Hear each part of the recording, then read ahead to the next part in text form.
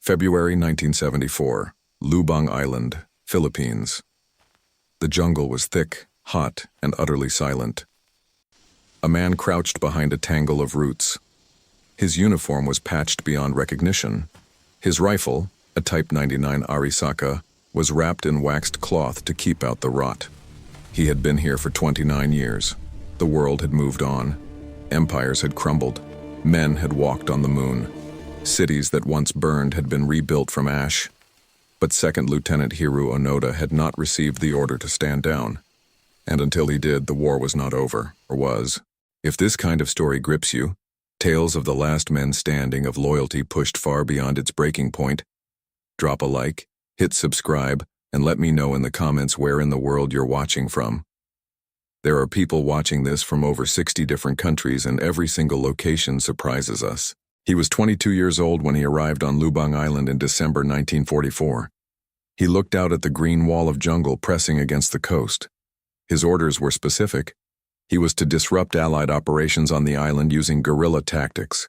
He was to blend into the terrain and fight, no matter what came. But something even more specific had been burned into him long before he ever saw Lubang. It was an idea, a belief, a code older than the war itself. To understand Hiroo Onoda, you have to understand what Japan had built its army around. Not strategy, not firepower, not numbers. Japan had built its military culture around a single concept: death before surrender.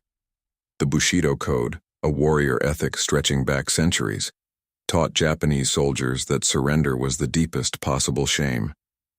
A man who gave up was not a prisoner. He was already dead in every way that mattered.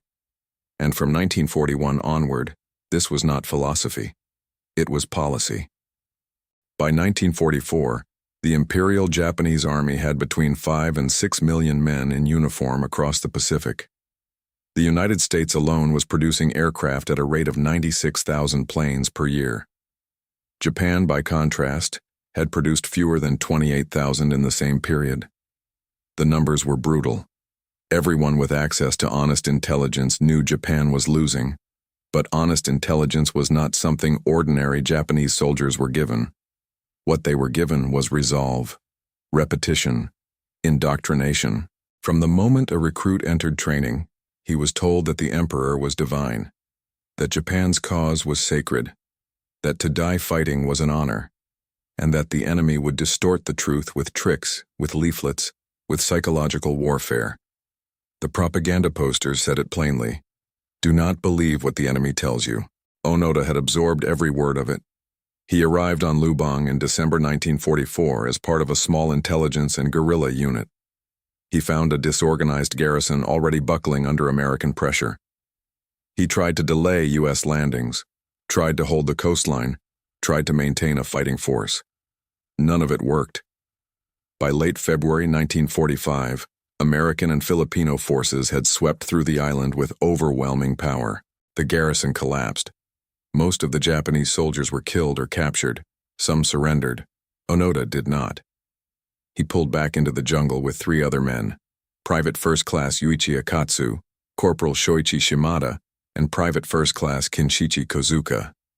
They had weapons, some supplies, and absolute conviction. Their commanding officer's final directive still echoed in Onoda's mind. You are to continue guerrilla operations. You are not to surrender. We will return for you. They waited, and the jungle closed around them like a fist. August 15, 1945. The Emperor of Japan spoke on radio for the very first time. His voice, thin, formal, speaking an archaic form of Japanese most citizens had never heard, delivered a message that stunned a nation. Japan had surrendered. The war was over. But deep inside Lubang Island's interior, 4 men crouching beneath the canopy heard nothing. They had no working radio. They had no reliable contact with the outside world. What they had were occasional sounds from the coast, and an unwavering belief that any news of surrender was enemy deception. September passed, then October, then the first cold months of 1946. Leaflets began falling from planes. They drifted down through the jungle canopy like white leaves. Onoda picked one up, He studied it carefully. It said the war had ended. It told Japanese soldiers to report to the nearest Philippine forces for safe return to Japan. He turned the leaflet over in his hands. His jaw tightened, just as training had warned. The enemy, unable to break them by force, was now trying to break them with paper. He showed the others. They all agreed. It was a trick, a psychological trap. They burned the leaflet and moved deeper into the hills. More leaflets came in 1947, then in 1948, then in 1949. Each one said the same thing. Each one was dismissed. The Philippine government dropped surrender orders signed by Japanese General Tomoyuki Yamashita. Onoda read Yamashita's name. He noted the date on the document. He concluded the Americans had simply forged a signature to make it look authentic. He had been told they were capable of exactly this kind of thing. It rained for weeks at a stretch. The moisture never truly left. The men moved through a world of green rot, of mud that sucked at their boots, of heat that pressed down like a living thing. Food was a constant problem. They stole rice from village stores. They slaughtered cattle that belonged to local farmers. They ate bananas, coconuts, and anything the jungle offered. Locals began reporting raids. Philippine constabulary units were sent in to find them. Onoda and his men were no longer just surviving. They were actively fighting Philippine forces in the jungle. Skirmishes broke out. Gunshots cracked through the canopy. Men on both sides were wounded. But Onoda did not see these as crimes. He saw them as combat. In his mind, the war was ongoing. The Philippines had been under Japanese occupation. The Americans had reclaimed it. Every Filipino soldier in uniform was simply an enemy combatant in a war that had not yet concluded. This was the fracture that time could not close. Not paranoia, not madness. Absolute, unshakable conviction built on foundations that had never been questioned. The nights were the strangest part. The jungle after dark became a different world entirely. Animals moved through the undergrowth. Strange calls echoed between the trees. The men lay still, listening, trained to separate the sound of a snapping branch from the breathing of the forest. In September 1949, Private Akatsu separated from the group. He had been growing uncertain for months. The strain showed in his silence. One morning, he did not return from a scouting run. 6 months later, word reached them, through a discarded newspaper, through a voice heard at the jungle's edge, that Akatsu had surrendered. Onoda processed this carefully. A single soldier breaking was not proof that the war was over. It was proof that one man had weakened. He pressed on. By 1950, only 3 remained: Onoda, Shimada, and Kozuka. They developed a system. They moved in rotation through the island's interior. They maintained discipline. They kept their weapons clean.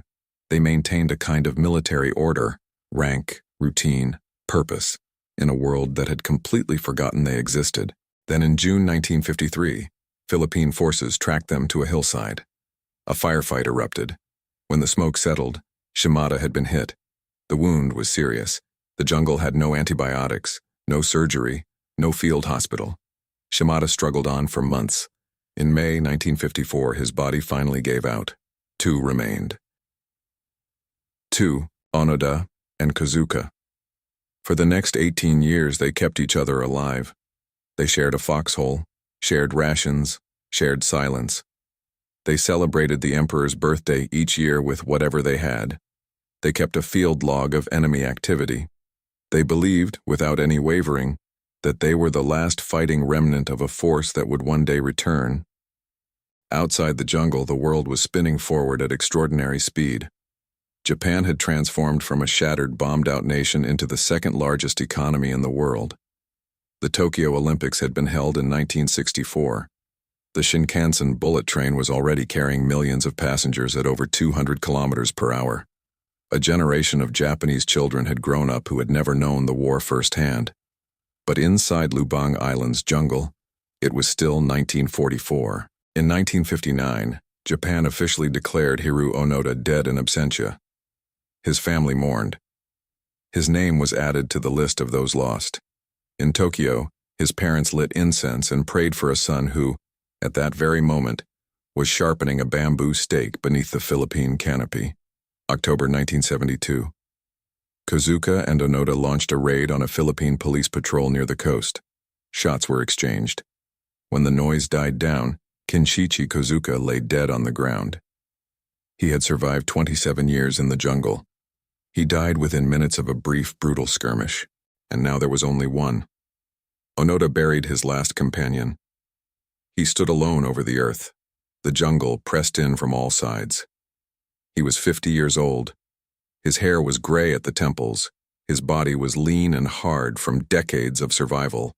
And still, he believed. The death of Kozuka made international headlines. Filipino and Japanese authorities confirmed the body. The world suddenly realized something extraordinary. There was still a Japanese soldier fighting in the Philippine jungle. The war for this one man had never ended. A young Japanese adventurer named Norio Suzuki read the story. He was 23 years old, curious, idealistic, and possessed of remarkable persistence. He told his friends he was going to find the missing soldier. His friends told him he was mad. He went anyway. February 1974. Suzuki hiked into the interior of Lubang Island with a simple tent and stubborn determination. He called out into the trees. He left signs. He announced, loudly, that he was Japanese, that he meant no harm. On his third day, Hiroo Onoda stepped out of the shadows. The two men stared at each other. Onoda's rifle was raised. His eyes were calculating, measuring threat, measuring distance. Suzuki raised both hands. He spoke slowly. He was Japanese. He was not a soldier. He carried no weapon. They sat together in the jungle. Suzuki described Japan's transformation. He described the cities, the trains, the economy. Onoda listened without expression. This was all possible propaganda, an elaborate, well-prepared ruse. Then Suzuki told him something that cut through even Onoda's armor. There were people in Japan who were still waiting for him. His family, his countrymen, people who wanted him to come home. Onoda sat with that for a long time. Then he said what he had always said. He could not surrender, not without an order from a superior officer. He simply cleaned his rifle and waited. The jungle had no answer for him. It never had. Suzuki returned to Japan with photographs. Japanese officials moved quickly. They located the man who had given Onoda his original orders, Major Yoshimi Taniguchi. He was now retired. He was 77 years old and working in a bookshop. Taniguchi agreed to return to Lubang Island March 9, 1974. A clearing in the jungle. The air was thick with the smell of soil and leaves. Birds moved through the upper canopy. Onoda stood in his rotting uniform. His rifle was oiled and loaded, as it had always been. His ammunition pouches held 500 rounds. Major Taniguchi walked into the clearing. Onoda came to attention. He was 52 years old. His commanding officer was old and gray. The years between them stretched like a canyon. But the ritual of rank held. Onoda stood straight. He waited. Taniguchi read aloud. Special orders from Imperial Headquarters. All combat activities were to be terminated immediately. All forces under the command of Lieutenant Onoda were to cease operations. The war had ended in August 1945. Onoda stood absolutely still. He had been fighting a war that ended before his 30th birthday. He had spent more years fighting the afterimage of that war than he had ever spent in it. 29 years, in the jungle, alone, for a war that had been finished while he was still in his early 20s. He removed his ammunition. He unloaded his rifle with practiced hands. He laid it on the ground with the care of a man setting down something sacred. He removed his hand grenades. He removed the dagger at his belt. He placed everything in a careful line on the jungle floor. Then he stood and waited for whatever came next. When Hiroo Onoda walked out of the jungle, the Philippines were stunned. President Ferdinand Marcos received him in person and offered a formal pardon. Onoda bowed deeply and accepted. He returned to Japan on March 12, 1974. The airport was packed. Cameras flashed. Reporters shouted. Japan, rebuilt so completely it barely resembled the nation that had sent him to war, looked at this weathered, upright man and did not quite know how to feel. He was a hero by any military measure. He had followed his orders with a fidelity that most soldiers could not imagine. He had endured conditions that would have broken almost any human being. He had remained loyal to a code, an identity, a belief, for 3 decades while everything around it dissolved. But he had also raided villages. He had killed Filipino farmers and policemen. He had burned crops and caused terror among communities who had no part in his private war. Families had mourned men killed by a soldier fighting a war that had already ended. History, as it so often does, held both truths in the same hand. Onoda was overwhelmed by modern Japan. The cities were vast and bright and impossibly fast. The people were different. The language had changed. The Japan he had been defending, the imperial samurai code Japan of 1944, existed only in books and memory. He gave interviews. He spoke quietly and without self-pity. He said he had simply done his duty. He did not regret following his orders. The hardest part, he said, had not been the jungle. It had been losing his comrades one by one, until silence was his only companion. Within a year, he left Japan. He moved to Brazil and established a cattle ranch. He worked the land with the same discipline he had brought to the jungle. He returned to Japan later in life, where he established a nature school for young people, teaching them survival, resilience, and the importance of purpose. He died on January 16, 2014. He was 91 years old. The jungle on Lubang Island has long since swallowed every trace of the foxholes, the paths, the hidden camps. The clearings where Onoda crouched and waited have filled in with decades of growth. The island has no memory of him now. Only the history books and the minds of those who paused to consider what he did. He was not a madman. That is the part that is hardest to sit with. He was a rational man operating from premises that had never been corrected. He was a soldier, handed a mission with no means of verifying when it had ended. He filled the silence with the only truth he had ever been given, and he held it until the truth itself came to find him. 29 years, one man, one rifle, one war that the rest of the world had already grieved, processed, and closed. In the end, the last battle of World War II was not fought on a beach or in a burning city. It was fought alone in a jungle, by a man who never stopped believing, until the day his commanding officer stood before him in a clearing and quietly told him the truth. Some doors, once opened, change the world. Some doors stay shut for 29 years. And when they finally open, the silence that pours out is louder than anything that came before.